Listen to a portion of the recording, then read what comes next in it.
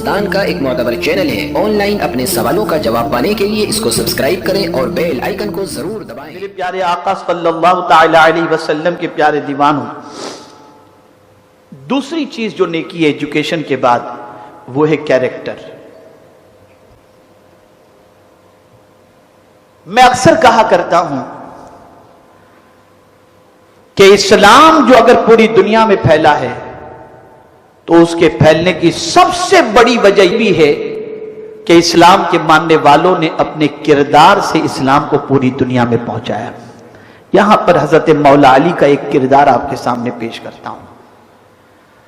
آپ دیکھیں، غور کریں، خدا کی قسم امت مسلمہ کو کسی کی زندگی پڑھنے کی ضرورت ہے ہی نہیں، وہ محتاج ہی نہیں ہے، اس لیے کہ اسلام کے ماننے والوں میں اور حضور کے غلاموں میں ایسے ایسے ماہتاب و آفتاب پیدا ہوئے ہیں کہ ان کو اگر فالو کریں تو ہماری دنیا آخرت دونوں سنور سکتی ہے۔ لیکن کیا کیا جائے، کوئی شاہد آفریدی کو پڑھتا ہے تو کوئی کس کو پڑھتا ہے، تو کوئی کس کو پڑھتا ہے، تو کوئی کس کو پڑھتا ہے، کوئی کیا ناول پڑھتا ہے، کوئی کیا پڑھتا ہے، یہ پڑھ پڑھ کے تباہ ہو گئے، برباد ہو گئے۔ سیرت کوئی نہیں پڑھتا، صحابہ کی زندگی کوئی نہیں پڑھتا۔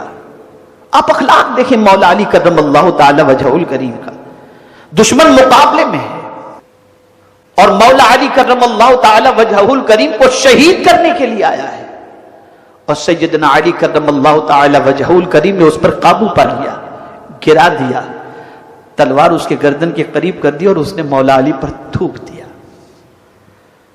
مولا علی نے اسے چھوڑ دیا۔ اب آپ مجھے بتائیں، اس منظر کو تھوڑا سا دماغ کے اندر لانے کی کوشش کریں کہ آپ کسی دشمن پر قابو پا لیں اور کوئی آپ پر تھوک دے تو آپ کیا کریں گے؟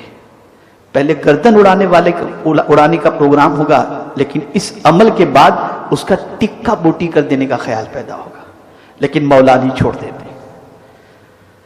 وہ شخص کھڑا ہوتا ہے، کہتا ہے علی تم نے مجھ پر قابو پا لیا، اس کے بعد بھی مجھے چھوڑ دیا، اور میں نے تھوکا تھا تمہیں، اس کے بعد بھی تم نے مجھے چھوڑ دیا۔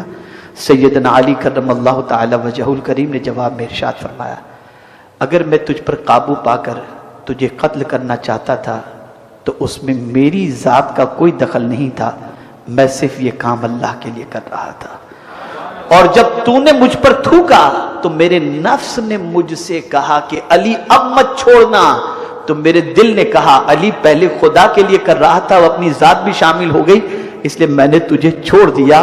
اس شخص نے کہا جو دشمنوں سے ایسا سلوک کرتا ہو اس کے کردار کا کیا کہنا، علی کلمہ پڑھا اور مجھے مسلمان کر لو۔ مسلمان ہو گئے۔ آقا کریم صلی اللہ علیہ وسلم کی حیات طیبہ دیکھیں آپ۔ ایک صحابی کہتے ہیں کہ میں اسلام تو قبول کر چکا تھا، لیکن اسلام میرے سینے میں جتنا بیٹھنا چاہیے اتنا نہیں بیٹھا تھا۔ میں آقا کریم صلی اللہ علیہ وسلم کے ساتھ ایک سفر میں تھا، سفر سے واپسی پر ایک جگہ ہم نے پڑاؤ ڈالا، صحابہ اپنے اپنے کام میں مصروف ہو گئے۔ رسول اعظم صلی اللہ تعالی علیہ وسلم نے صحابہ کو کام کرتے دیکھا تو پیغمبر رحمت صلی اللہ تعالی علیہ وسلم خاموشی سے وہاں سے اٹھے اور چل دیے، صحابہ کو پتہ تک نہیں چلا۔ تھوڑی دیر کے بعد صحابہ کو احساس ہوا کہ حضور صلی اللہ علیہ وسلم نظر نہیں آ رہے۔ صحابہ حضور کی تلاش میں نکلے۔ اللہ اکبر، کیا دیکھتے ہیں؟ وہ رسول اعظم جن کا ایک قدم فرش پر اور دوسرا قدم عرش پر، وہ اپنے کاندھوں پر لکڑی کی گٹھڑیاں اٹھائے ہوئے تشریف لا رہے تھے۔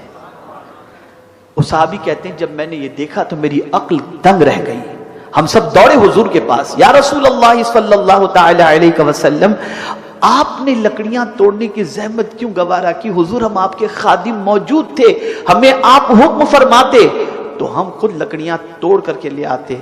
تو حضور صلی اللہ علیہ وسلم نے فرمایا میں چاہتا تھا کہ تم تمہارے حصے کا کام کرو، میں میرے حصے کا کام کروں۔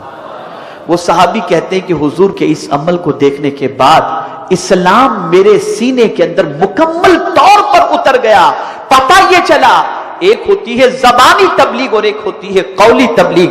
ہم دنیا کو ہزار اپنی زبان سے اسلام کی سچائی کی بات کریں لیکن وہ چیز اتنی مؤثر نہیں ہو سکتی جتنا ہم اپنے کیریکٹر کے ذریعے انسان کے سینے میں اسلام کی عظمتوں کو بٹھا سکتے ہیں.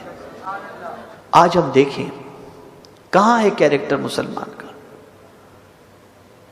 کہاں ہے؟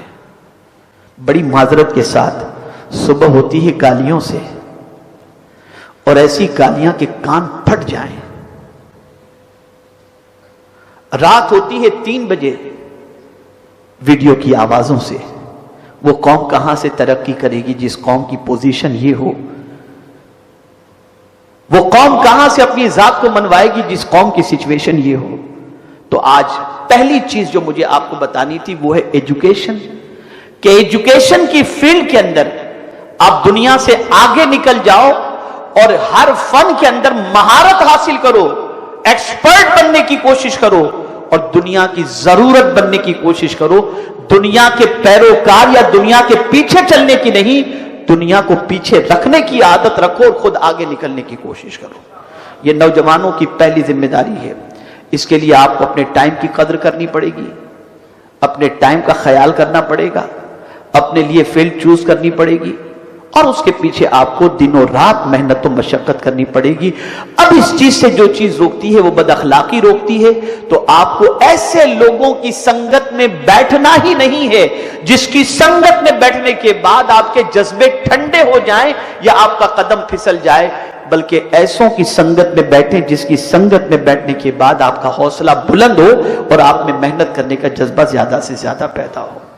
اس چیز کو خیال SDI چینل کو سبسکرائب کریں اور بیل بٹن پر کلک کریں تاکہ آپ کو سب سے پہلے ہمارے نئے ویڈیوز اور لائیو اجتماع کی پاکستان کا ایک معتبر چینل ہے. آن لائن اپنے سوالوں کا جواب پانے کے لیے اس کو سبسکرائب کریں اور بیل آئیکن کو ضرور دبائیں.